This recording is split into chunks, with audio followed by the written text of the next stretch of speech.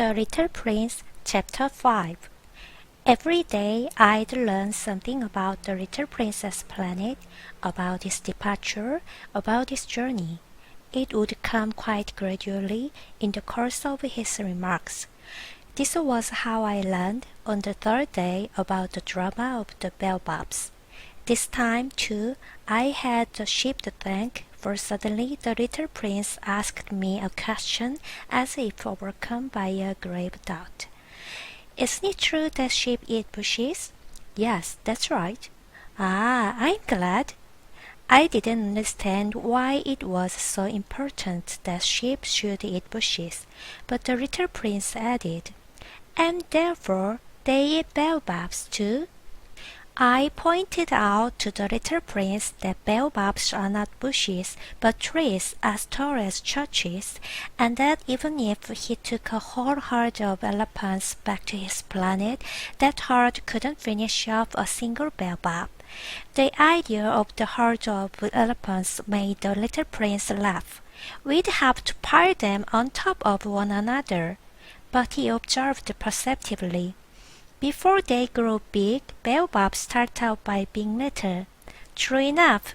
But why do you want your sheep to eat little baobabs? He answered, Oh, come on, you know. As if we were talking about something quite obvious. And I was forced to make a great mental effort to understand this problem all by myself. And, in fact, on the Little Princess planet, there were, as on all planets, good plants and bad plants.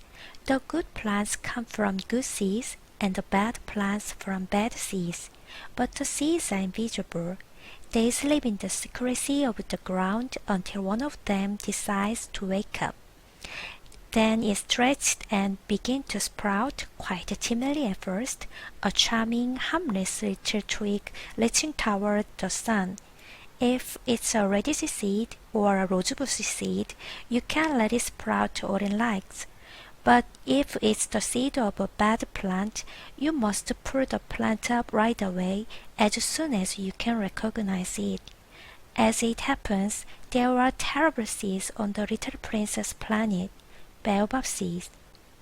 The planet's soil was infested with them.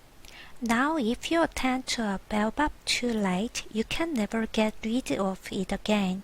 It overgrows the whole planet. Its roots pierce right through. And if the planet is too small, and if there are too many baobabs, they make it burst into pieces. It's a question of discipline, the little prince told me later on. When you've finished washing and dressing each morning, you must tend to your planet. You must be sure you pull up the baobabs regularly as soon as you can tell them apart from the rose bushes, which they closely resemble when they are very young. It's very tedious work, but very easy. And one day he advised me to do my best to make a beautiful drawing for the edification of the children where I live. If they travel some day, he told me, it could be useful to them.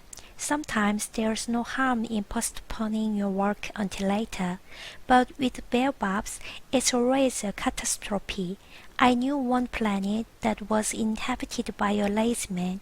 He had neglected 3 bushes. So, following the little prince's instructions, I have drawn that planet. I don't much like assuming the tone of a moralist, but the danger of baobabs is so little recognized, and the risk run by anyone who might get lost on an asteroid are so considerable that for once I am making an exception to my habitual reserve. I say, Children, watch out for baobabs! Is to warn my friends of a danger of which they, like myself, have long been unaware that I work so hard on this drawing. The lesson I'm teaching is worth the trouble. You may be asking, why are there no other drawings in this book as big as the drawing of the baobabs? There's a simple answer. I tried, but I couldn't manage it. When I drew the baobabs, I was inspired by a sense of urgency.